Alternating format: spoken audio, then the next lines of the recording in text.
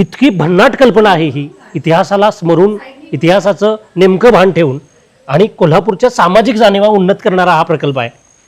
या प्रकल्पाबद्दल आणि मुळातच शाहू विचारांच्याबद्दल तुमची इतकी आत्मीयता का?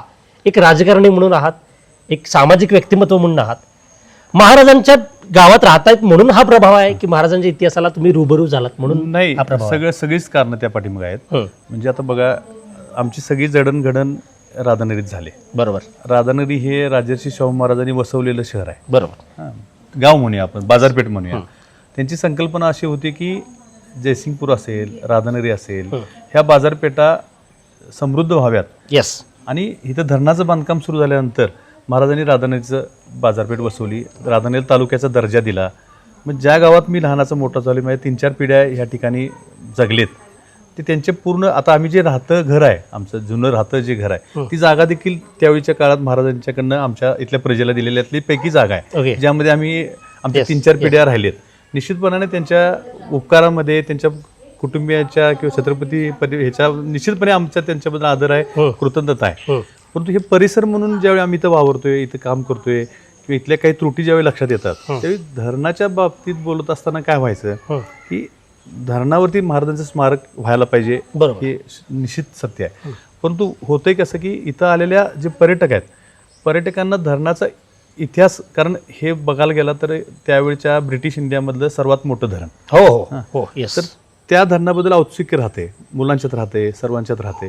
आणि मग काय नेमका धरणाचा इतिहास आहे? फक्त समजा शाहू महाराजांचा आम्ही पुतळा उभा केला तर तो इतिहास समजला जाऊ शकत नव्हता. मग त्याच्यावर नेमकं आता काय करायला पाहिजे, ह्याच्यावर त्यावेळी मी बरेच स्मारकं भेट दिली. पन्हाळ्याचं असेल किंवा नेसरीचं स्मारक असेल, काही ठिकाणी जाऊन शाहू स्मारकाच्या ठिकाणी, सायबर कॉलेजला असे आम्ही भेट दिली किंवा स्मारक नेमकं कशा संकल्पनेनं केलं जाईल. मग आमचा प्रश्न होता की फक्त पुतळा आम्हाला उभा करायचा नव्हता.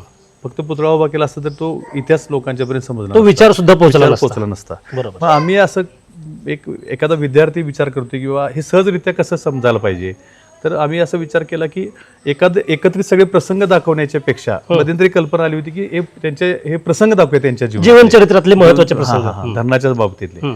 मग आम्ही विचार केला की त्याच्याऐवजी धरणाच्या संबंधित ज्या कोणी व्यक्ती आहेत, ज्यांचं धरणाची संबंधित, आता समजा महाराणी राधाबाई आहेत की ज्यांचं नाव या राधानगरी गावाला दिलंय, महाराणी लक्ष्मीबाई आहेत ज्यांचं नाव तलावाला दिलंय, त्या महाराजांच्या पत्नी होत्या, किंवा राजाराम महाराज आहेत की ज्यांनी ह्या धरणाचं काम राजर्षी शाहू महाराजांच्या पश्चात एक मुलगा म्हणून ते काम पूर्ण केलं, किंवा पिराजीराव घाडगे साहेब आहेत की ज्यांनी महाराजांचे जे लहान बंधू की त्यांनी स्वतः ह्या देखरेख करून धरणाचं काम पूर्ण करून घेतलं. इव्हन महाराजांच्या प्रत्येक महत्त्वाच्या कामात आयुष्यभर त्यांचं योगदान राहिलेलं आहे. त्या पाठोपाठ मग जर विचार केला तर दाजीराव विचारे की ज्यांनी संस्थानकाळचे त्यावेळचे इंजिनियर होते, आणि त्यावेळी हा धरण प्रकल्प हा देशातला सर्वात मोठा प्रकल्प होता.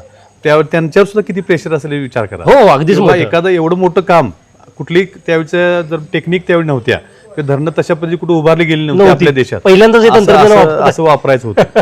त्यानंतर मग ज्यावेळी धरणाच्या नंतरच्या कालावधीमध्ये ज्यावेळी स्वयंचलित दरवाजे हे राज्यातल्या किंवा देशातल्या एक महत्वाचं धरण का बघितलं जातं की इथं एक ऑटोमॅटिक गेट आहे. ऑटोमॅटिक गेट ही संकल्पना कोणाची आहे तर एम विश्वेश्वर यांची आहे. म्हणजे त्यांचं सुद्धा यामध्ये योगदान आहे.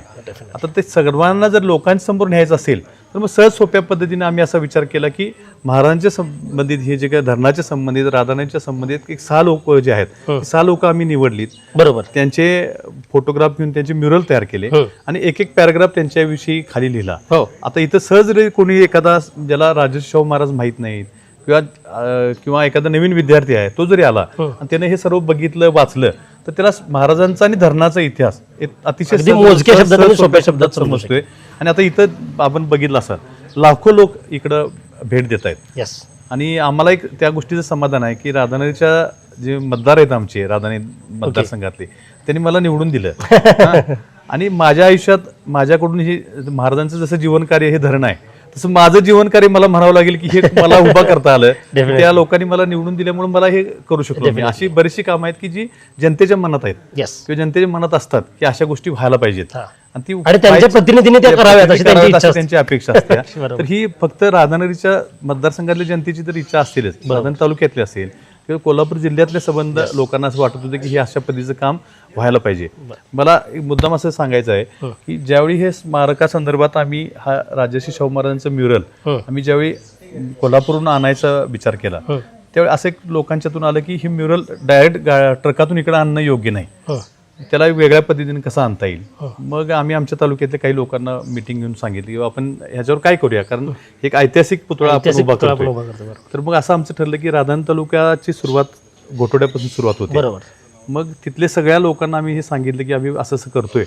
तर त्यावेळी असं झालं की घोटोड्यात ज्या हद्दीत ज्यावेळी राजर्षी शाहू महाराजांचं म्युरल यायचं होतं स्मारक इकडे येत असताना, तर त्या गावातल्या सगळ्या लोकांनी त्या गावाच्या वेशीवर सर्व लोक आले लहान मुलांसहित आणि ते स्मारकाची तिथून ह्या म्युरलची तिथून मिरवणूक सुरू झाली उत्स्फूर्तपणे.